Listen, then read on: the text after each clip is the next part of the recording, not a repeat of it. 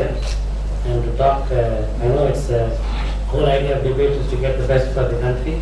So I have to speak on tertiary care institute that will raise the bar for all the eye care. And that's how I want to start. The reason is I run a Natarajan foundation for bringing lives in the Dharavi.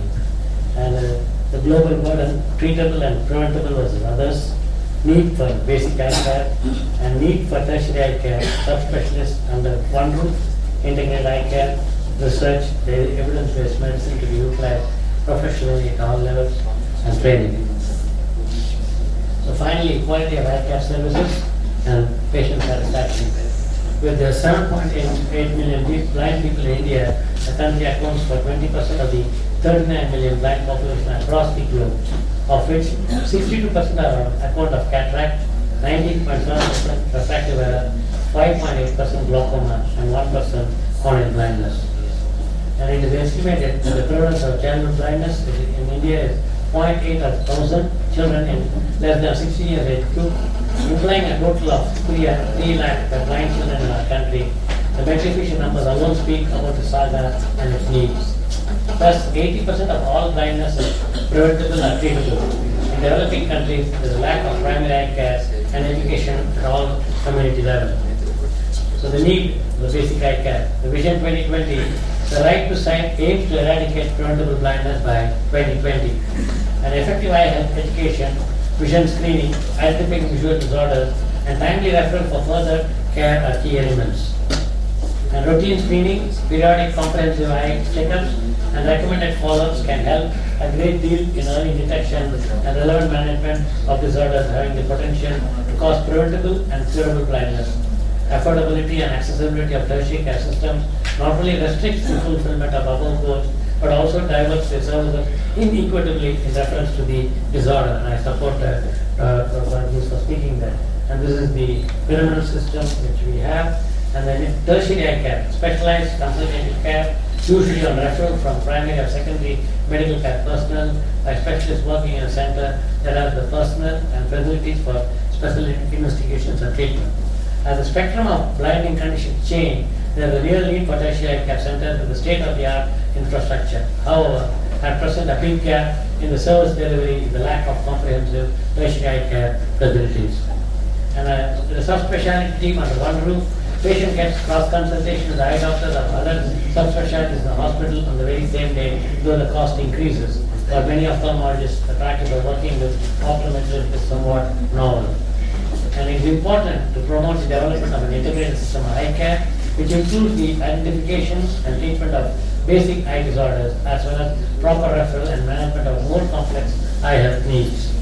And on the flip side, ophthalmologists still see the patient once before surgery and handle the first post-op visit, but an optometrist spends more time with the patient and tends to be closer to the patient than the ophthalmologist. That's Ronald Barnett, he explains. The critics argue that the integrated eye care delivery is a kind of cost-efficient bargain that is bad for the specialty. In exchange for boosting surgery numbers, they argue the ophthalmologist sees control of care to a less qualified professional. The high quality of medical care they enjoy today is built upon years of effort by physicians, the PhDs, and other medical professionals investigate the cause of and potential treatments for diseases. Clinical researches are undertaken at tertiary care centers, as mentioned by Rajiv, the benefits of which are shared by one and all. It doesn't help in standard of healthcare delivery in the terms of precision. Professionals may utilize it to raise the standard of services at all levels of healthcare. And evidence-based medicine is the integration of the best research evidence with clinical expertise and patient values. To broaden its application from individual patients to healthcare services in general and to allied health professionals, it is also known as evidence-informed healthcare or evidence-based healthcare or evidence-based practice. So individual clinical practice, the patient's values and expectations, best available clinical evidence finally improve patient outcomes. And evidence-based practice, because of its potential to improve patient care, is clearly the way of future.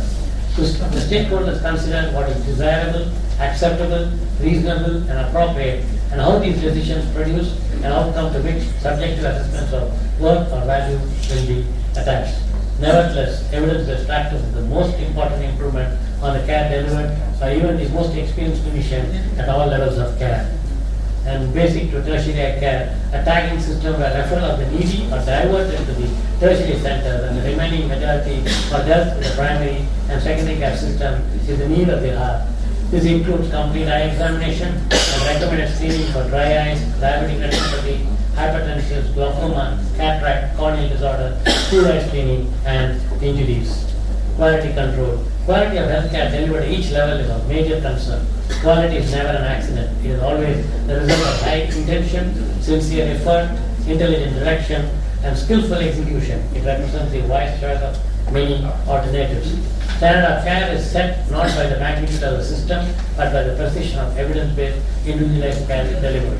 Quality care is not a luxury but a responsibility and can be provided undoubtedly at the primary and secondary care delivery system. All it needs is compassionate medicine and empathy towards the patients and the needs. And that's why Dr. Abdul Kalam recommends all the medical professionals to read the book by the first Dalai Lama Rinpoche called The Compassionate Medicine. The standard of performance can thus be maintained at primary and secondary care delivery system, not only in delivering compassionate care, but also on the grounds of ethical research. Any large-scale organization must lose some of the merits of its rudimentary beginnings. Quality is more important than quantity. One home run is much better than two doubles. And improving patient satisfaction. Improving patient satisfaction brings results. While patient-centered care is a worthy idea by itself, research indicates that it's a good practice management strategy as well. So to conclude, we may conclude that although a tertiary center offers research, training, and complete eye care as mentioned by Rajiv Raman under one roof, including all subspecialties, the standard of eye care depends on the expertise, skill levels, and implementation of evidence-based practices. Also, with the advent of newer technologies and expertise available at some of the basic eye care centers, the treatment of the major treatable and preventable ailments are taken care of to reduce the burden of visual improvement. And that's why I have introduced the first vertical axillary garden in the world, and I want to conclude that's why I run a tertiary care center and a primary care center, particularly for the eye health in Dharavi, so that the poor can be treated. And not only that, we only have, I think, estimated 25,000 ophthalmologists for 1.2 billion people. That means 2.4 billion eyes have to be taken care right from the birth to the death. Thank you very much.